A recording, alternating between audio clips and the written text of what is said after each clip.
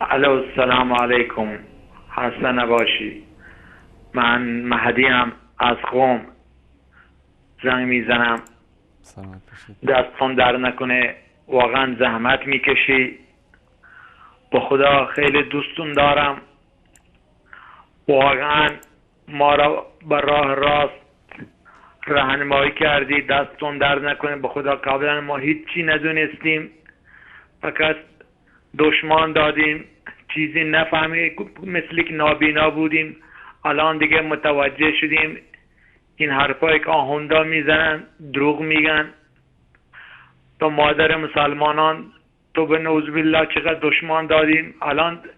الان دیگه روشن شده، میفهمیم که قرآن برای پاکی مادران مؤمنین حضرت عایشه بیان میکنه پاکیش. پس ما کیم؟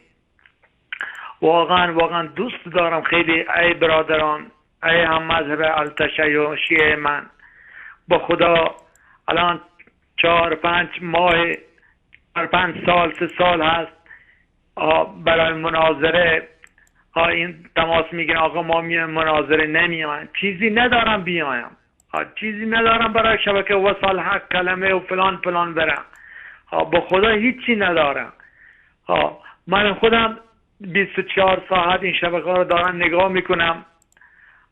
از ایران شهرستان قم، با خدا یعنی 4-5 سال وصال حق کلمه نور توحید همه میگن آقا بیا برام مناظره، نمیایم، میترسم.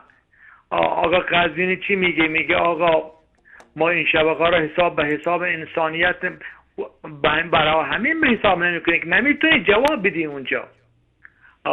این مردم ها را همه به راه اشتباه بردی. در قیامت ای برادران التشیع، اون قبری که اصلا سوزن سر سوران نداره، از کجا آب، از کجا نون.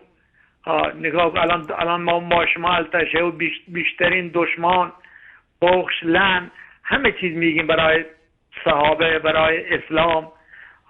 ای برادران توبه کنی. حرف کلمه را هم گوش نکنی، حرف وصال حق هم گوش نکنی. به تو قرآن بخونی. وقتی قرآن بخونی دیگه خوب متوجه میشی که به کجا رفتی، به کجا میرسی. حرف هیچ کس قبول نکنی. به قرآن بخونی. آقا خیلی ممنون. خدا حافظ. خدا حافظ. یا الله مدد، یا الله مدد. خدا حافظ. خدا نگهدارتون. تشکر میکنم از این بیننده عزیز و گرامی.